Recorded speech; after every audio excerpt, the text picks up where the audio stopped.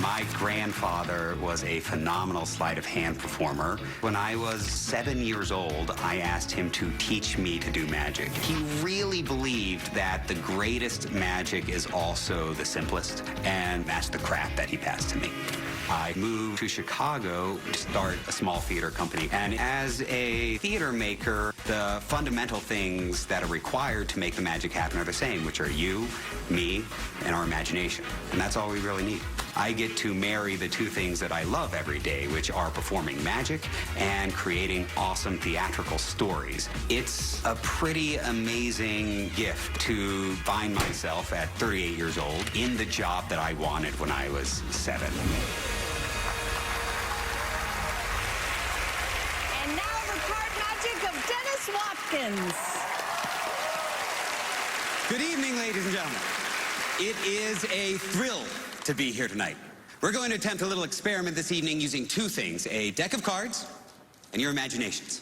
Now, for this experiment, folks, we use a new deck of playing cards, and we use a new deck of playing cards because when we get a new deck of playing cards, they are arranged for us in what I call perfect new deck order. Now, we're not going to use all of the cards for this particular experiment. We are going to begin tonight with the clubs. And I'm going to place them one at a time into this glass so you can all see them nice and clearly. That, of course, is the 10.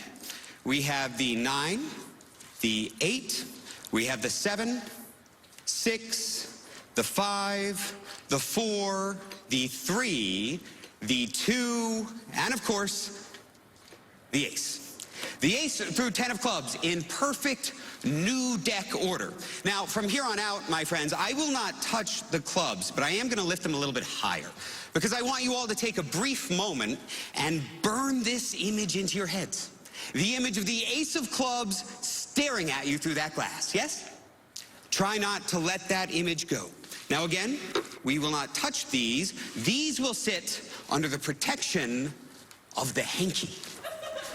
And we're going to use 10 contrasting cards as we continue. Let's use the diamonds. The ace through 10 of diamonds, again, in perfect new deck order, though these will not stay this way. Penn. Yes. If you don't mind, sir. I don't. Would you thank you, take the ace through 10 of diamonds. You can hold them face down in front of you and just give them a little mix, Penn, a little bit of a shuffle.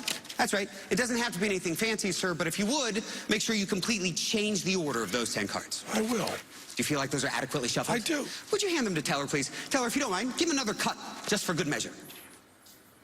Ah, yeah, see? That's the one that's going to do me in. Good work. Give him a round of applause, ladies and gentlemen. Thank you, gentlemen. Hello. We have the ace through 10 of diamonds in a new and different order. Thank you, gentlemen. They are now the only cards we will use. Hello. Hello. What is your name? Ariana. Ariana. Yes. Lovely.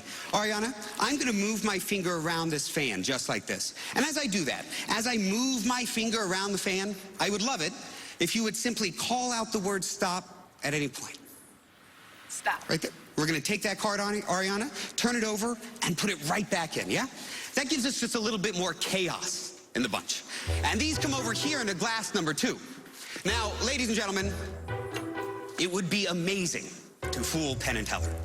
But my goal is a little bit simpler. I hope only to spark your sense of wonder, to ignite your imagination, because I believe that your imagination is a very powerful thing.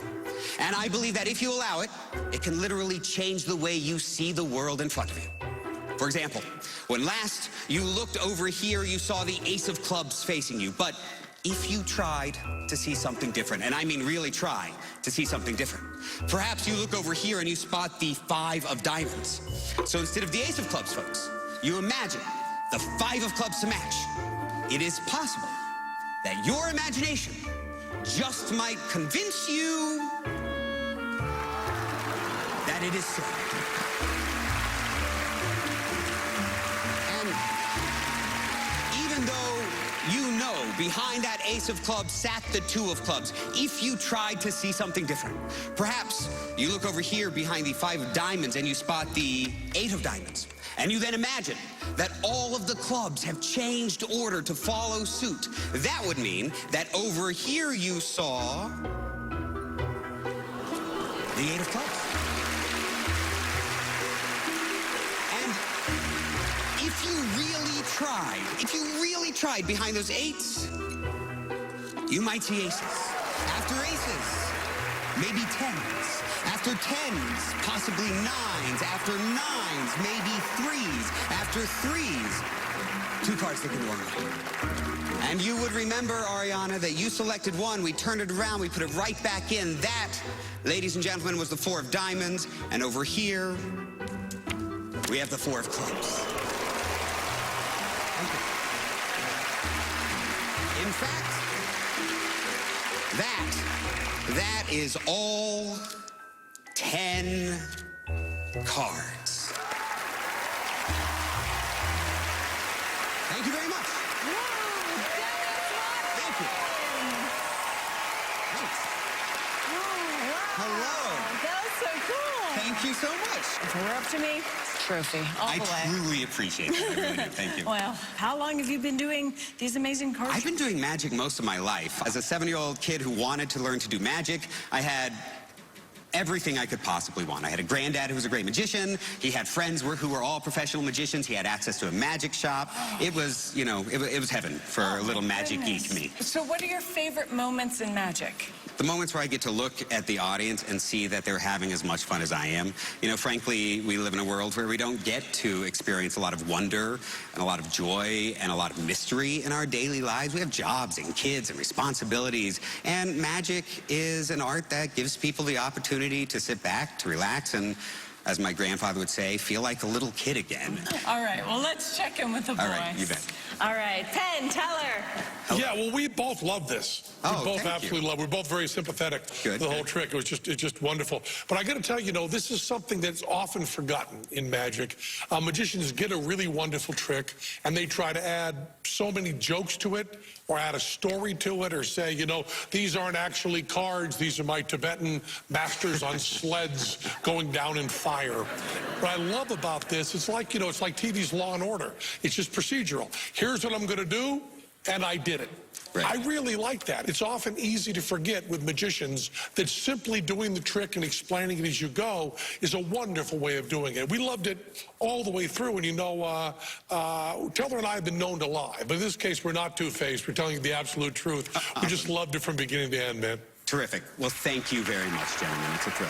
Wait, was there some sort of code word in there? There might have been. Man, that's good. So you understand that they know how you did? I do indeed, and they do indeed. Man, you guys are good. All right. Wonderful act, man. Thank you.